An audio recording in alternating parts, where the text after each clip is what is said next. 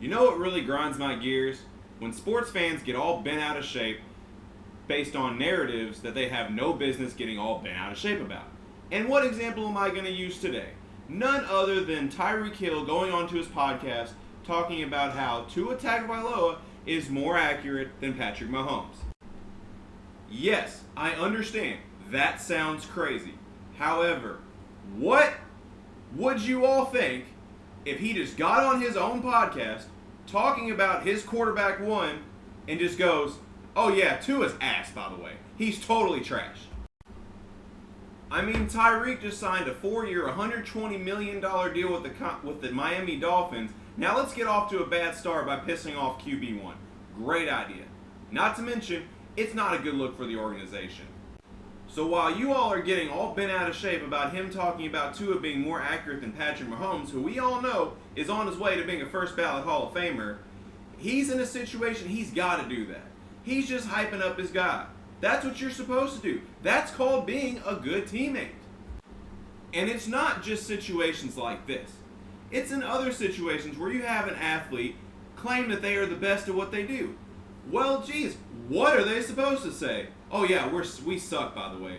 And this, I'm kind of referring back to when I remember guys like Joe Flacco and Tim Anderson said that they were the best at what they did. You know, Flacco saying he was the best quarterback in the NFL, and Tim Anderson saying he was the best player in the MLB.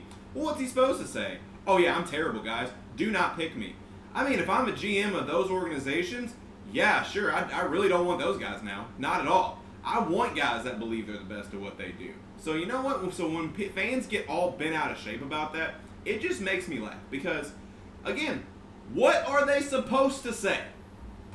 So back to Tyreek Hill. We need to stop looking any more into it than it's just a wide receiver that just signed with a new team that's just showing love to his quarterback.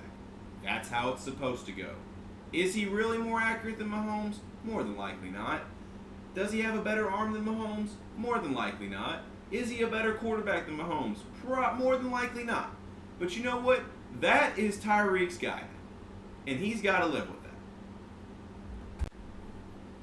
So moving on to my next topic I'm going to talk about. And this is coming from a tweet from Draymond Green's wife, who if you haven't read it, I got it right here. Tough loss tonight, but in no way, shape, or form should fans be allowed to chant obscenities at players. Are they not human? Is someone standing at your job off the wall saying off the wall things to you? The NBA has the audacity to have a whole code of conduct card at every seat about fans and their behavior and how they could be ejected from a game or banned, but a whole crowd section, numerous people get to chant F you Draymond or call him the B word or MF and nothing? Like that's okay? Warriors fans would never. My kids were at that game tonight hearing that mess. Very disgusting of you Celtics fans. Just shameful. First off, Hazel Renee, yes, people do yell obscenities at me at my job, so I know how it feels. Number 2, Warriors fans would never. LeBron would like a word. Number 3, have you never been to a sporting event before? Because let me tell you, I covered high school sports.